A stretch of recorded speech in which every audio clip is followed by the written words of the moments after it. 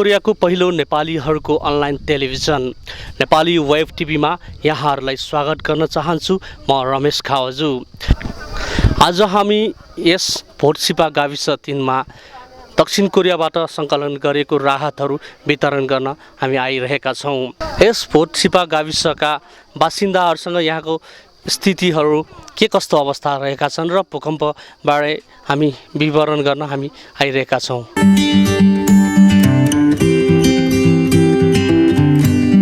नमस्ते, तपाईको नाम बताइदिनुहोस्। भरतलाल श्रेष्ठ।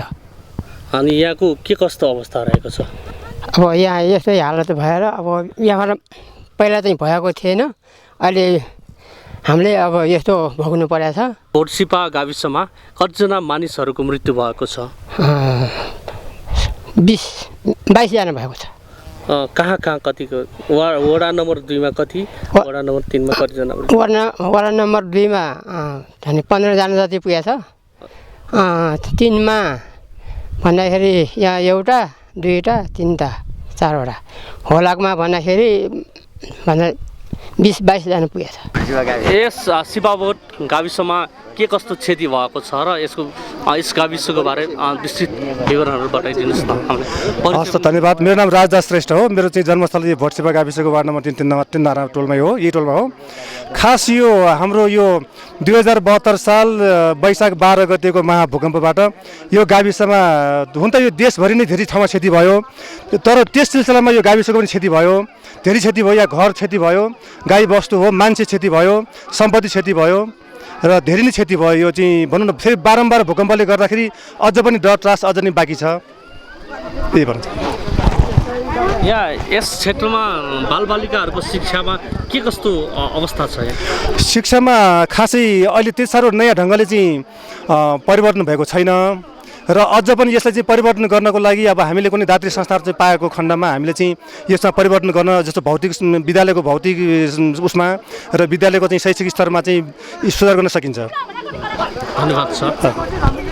अनि त्यतिको डिसिजन के आउँछ, अनि राम्रो भएछ भनेदेखि फेरि प्लास्टर खोल्नु पर्दैन, नराम्रो भयो भने प्लास्टर गर्नु पर्छ। त्यो हड्डी भाँचेको भनेर पत्ता उनीहरूले अनुसरण गर्यो होइन, अनि हड्डी भाँचेको भनेर एक्सरे अनुसार गऱ्यो, त्यही पनि 1-1.5 घन्टापछि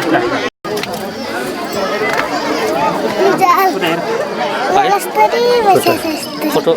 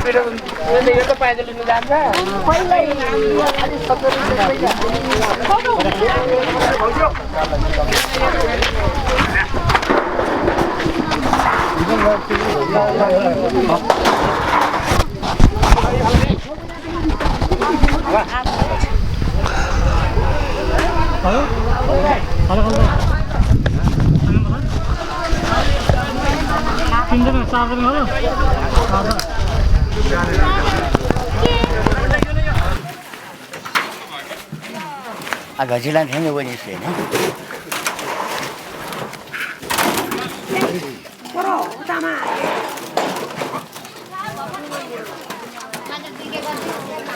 Adi kan lebih mau mungkin saya kan adi kan lebih mau mungkin.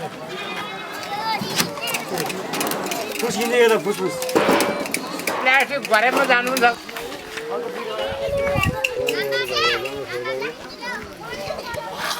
ओ आना नमस्ते।